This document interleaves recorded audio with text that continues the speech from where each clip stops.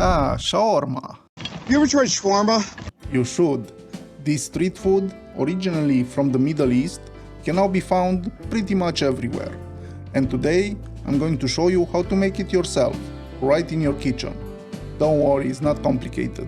Let me show you how. The meat used in shawarma, be it chicken, lamb, beef or turkey, is stacked on a giant skewer and slow cooked, while the outer layer is being shaved off. But since I don't have one of those vertical rotisseries, and I reckon neither do you, we will use the next best thing, slow cooking in a skillet. Use whatever meat you like. I chose pork neck and whole chicken thighs. If you prefer boneless, skinless thighs, then you can also slice them in strips before marinating. Up to you. Speaking of the marinade, add a generous amount of salt on both sides and ground black pepper. Here I'm using a condiment I made with a very powerful and incredible flavor based on miso paste.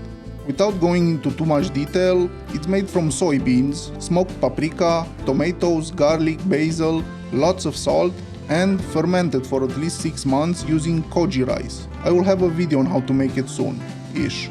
Place the meat into a bowl and add cumin, paprika, turmeric, coriander.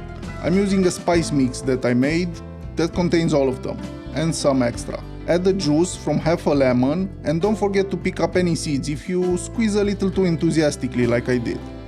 Finally, drizzle in some oil, then massage the meat thoroughly until every piece is coated.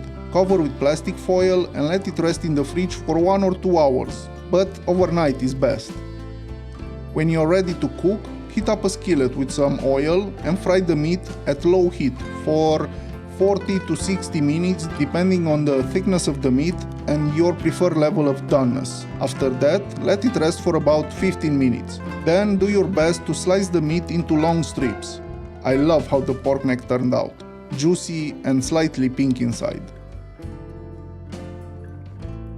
The chicken thighs turned out great as well, juicy and tender, just perfect.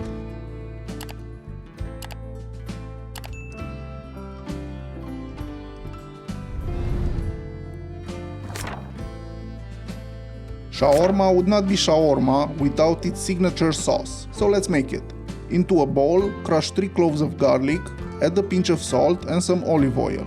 Using a spoon, mix it well until it turns into a paste. Then add some freshly ground black pepper, and although not traditional, I like to add a little bit of fresh dill. Next is the juice from half a lemon, remember the seeds, a pinch of sugar, and about 5 to 6 tablespoons of mayo. Store-bought works, but if you want to make it yourself, there is a video in the description showing you how. Last ingredient is yogurt. I'm using a delicious homemade Greek-style yogurt. I'll have a video on it soon. About 5 tablespoons should do it. Mix until combined and let it rest in the fridge until you are ready to use it. For the wrappers or flatbread, feel free to use store-bought, but let me show you how easy it is to make them yourself. Measure 550 grams of flour and sift it to remove any clumps. Add 10 grams of salt and 100 grams of room temperature butter. And mix it with the flour until it has the consistency of, let's say, breadcrumbs.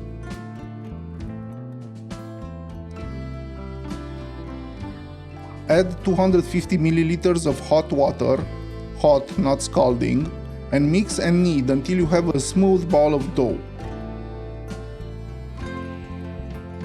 Cover it with plastic foil and let it rest for 30 minutes.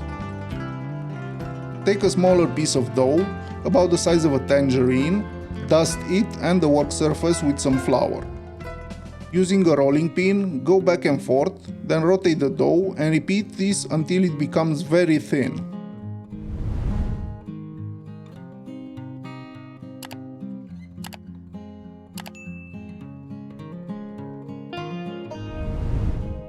To make the flatbread a perfect circle, place a plate that matches your largest non-stick skillet on the dough and cut around it with a pizza cutter or a knife.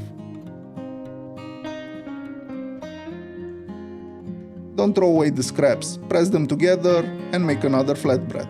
They can be stacked, just sprinkle some flowers between them.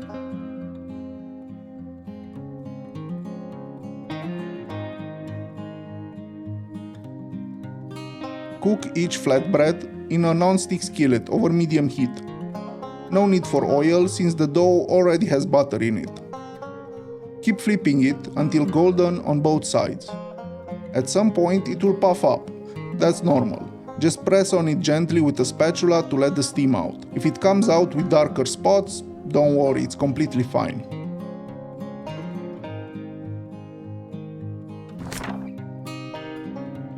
Let's prep the veggies. Make some fries and give them a generous amount of salt. Slice a few pickles, a tomato, red onion, cabbage, and prep some lettuce leaves. On the flatbread, add a generous amount of garlic sauce and spread it evenly. Then place the lettuce, the meat, a handful of fries, pickle slices, some more sauce, red onions, tomato slices, and top off with some cabbage. To wrap it, start by folding the bottom, then bring in the sides as tight as they will get without ripping the flatbread.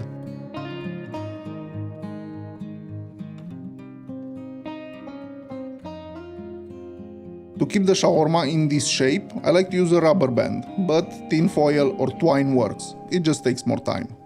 And that's it. Juicy meat, garlicky sauce, and packed with veggies. Shawarma made right in your kitchen. Enjoy!